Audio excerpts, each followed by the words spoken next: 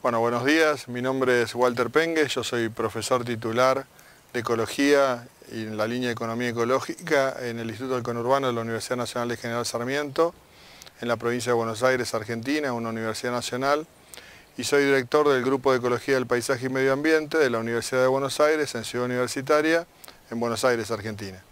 También soy miembro del Comité Ejecutivo del TIP, de Economy, Ecosystem and Biodiversity, que es una línea que trabaja sobre metodologías de valoración de servicios ecosistémicos, de biodiversidad, de invisibles, de intangibles ambientales, en el marco de un programa de Naciones Unidas, en el cual el TIP es su centro. En ese sentido, desde la economía ecológica como tal, nosotros venimos trabajando hace bastante tiempo en el área de ecología y en el GEPAMA también prácticamente desde hace unos 25 años, en una línea que en su momento era incipiente y que tenía el intento de ayudar a comprender qué era lo que pasaba, analizando indicadores biofísicos en el marco de la agricultura y de los sistemas rurales sobre lo que estaba pasando en esos sistemas. En ese sentido básico, desde la economía ecológica, en lo que hemos trabajado fuertemente es en la construcción de indicadores biofísicos que nos permiten a nosotros identificar impactos ambientales, impactos sociales, impactos agronómicos inclusive, y que nos permitió evaluar más que adecuadamente los efectos de la agricultura industrial, en el caso de América Latina particularmente la agricultura industrial basada en cultivos de exportación como la soja, el maíz, y los fuertes efectos que esto ha tenido sobre el ambiente y sobre la sociedad.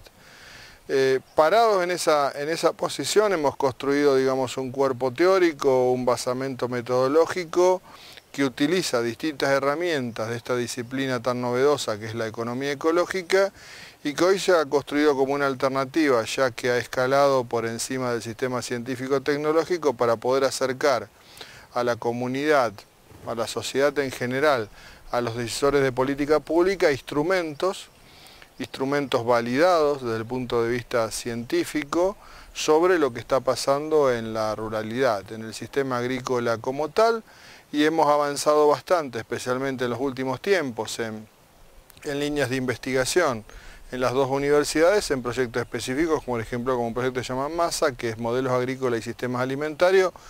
que extrapola a escala regional lo que hemos evaluado también en el marco del TIP a escala global. ¿Por qué? Porque una de las cosas que están sucediendo hoy en día es que la agricultura y el sistema alimentario en general no está considerando, no está poniéndole el énfasis adecuado, no está contabilizando lo que nosotros allí ya llamamos los intangibles, los invisibles ambientales. Es decir, aquellos indicadores que son posibles de mensurar, pero que lamentablemente el sistema agrícola como tal está pretendiendo no evaluar hasta este momento. Lo mismo pasa con la agricultura y con el sistema agroalimentario en su conjunto. Entonces, nosotros lo que hemos propuesto y hemos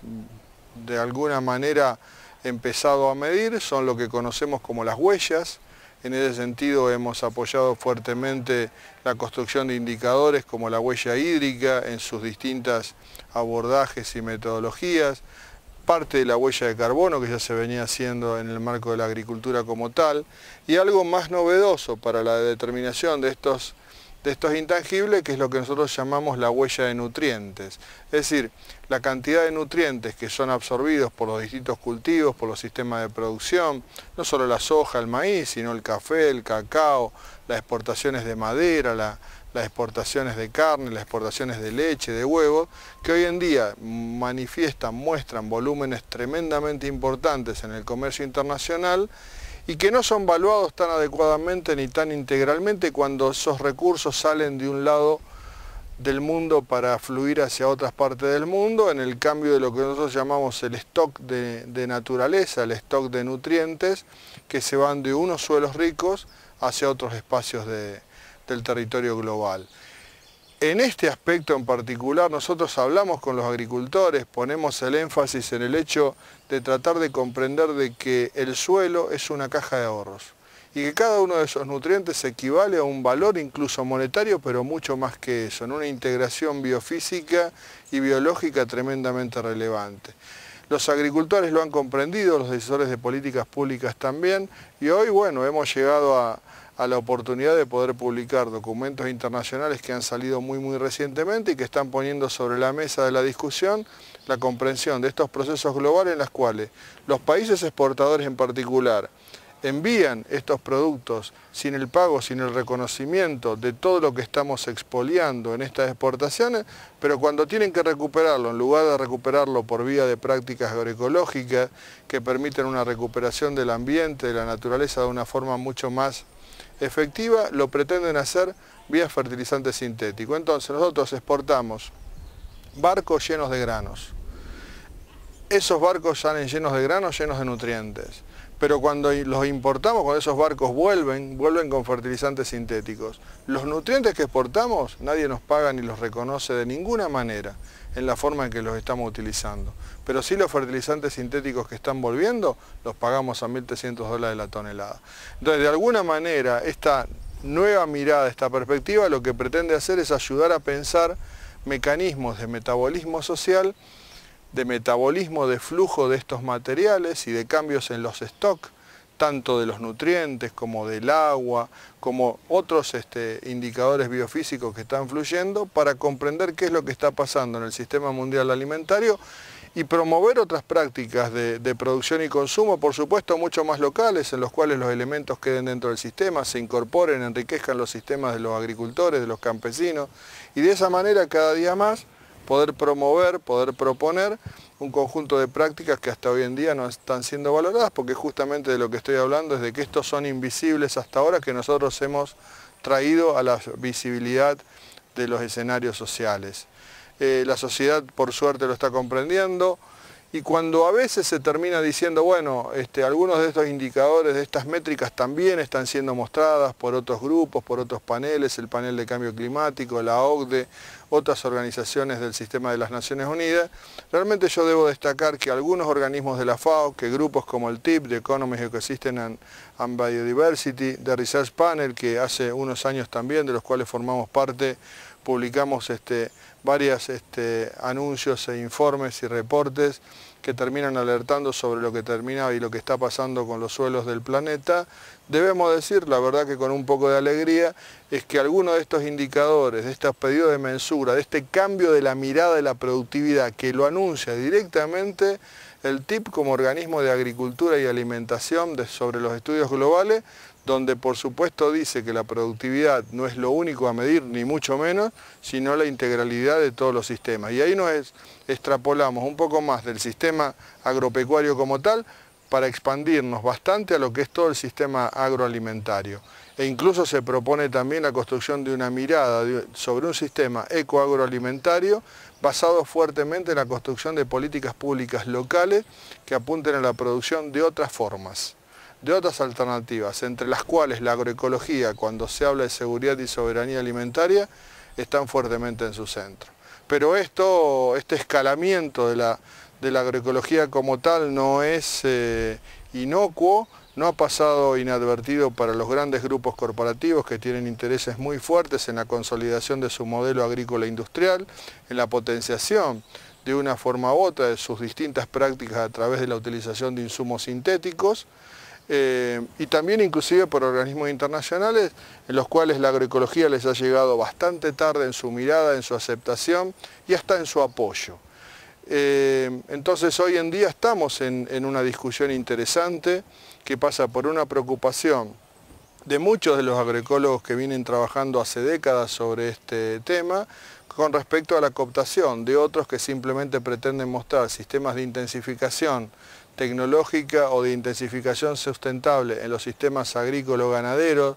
pecuarios, forestales, para tratar de demostrar que a través de estas prácticas de intensificación biológica es posible incrementar la productividad de los sistemas, cuando por el otro lado estamos criticando que la productividad no es el único camino, ni mucho menos el sendero a seguir cuando nosotros estamos hablando de una integralidad de los sistemas. Y a esto le tenemos que sumar otra cuestión.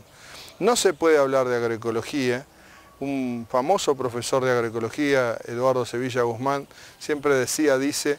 que la agroecología es revolucionaria. y revolucionaria en el sentido del cambio paradigmático en el sistema agropecuario, agrícola y el sistema alimentario que hoy día estamos teniendo. ¿Por qué? Es revolucionaria porque lo que pretende es que la gente vuelva al campo. Es realmente terrible pensar que en el año 2050 el 70% de la población mundial va a vivir en ciudades, que en América estamos aproximadamente en un 90% de población viviendo ya en ciudades, que Brasil tiene un 90% de población viviendo allí, la Argentina un 92%, es decir, enormes territorios de potencial de abolengo agropecuario vaciados de gente, vaciados de agricultores, para dejarlos en manos de solamente 4 grandes compañías que manejan esto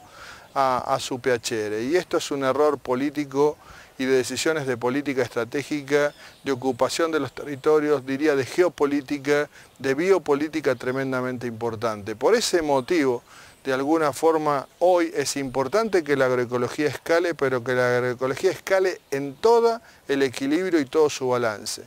Esto es, en el acceso a la tierra, en el acceso al agua, en el acceso a los recursos genéticos, la semilla y particularmente, por supuesto, en la resolución de los problemas de acceso a la tierra que tienen millones de agricultores hoy día en el mundo y que esto hay que resolverlo. Por eso, de alguna manera, hablar de agroecología, no hablar de reforma agraria, es un error. Por eso es importante invitar a los organismos internacionales a ayudar a resolver los gravísimos problemas de los agricultores hoy en día, no solamente de acceso a los mercados y de eficiencia en el acceso a esos mercados, sino el acceso a estos recursos básicos que permiten que los agricultores puedan producir alimentos primero para sí y para una población. ¿De qué manera? Alimentos mucho más sanos. ¿Alimentos más caros? No, alimentos mucho más baratos. Lo que pretende la agroecología a través de los sistemas participativos de garantía es dar cuenta, dar fe, dar una certificación a través de las universidades, los organismos científicos técnicos, a través de ONGs especializadas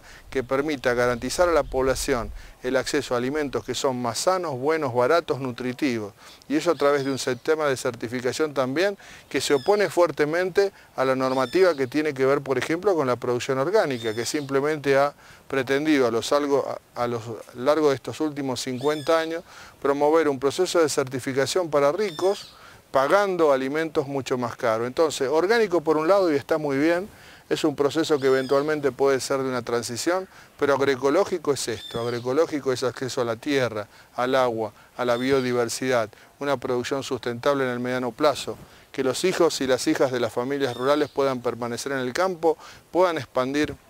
sus cultivos, sus espacios de producción y en definitiva puedan realizar algo tremendamente importante, que es realizar la vida. Muchas gracias.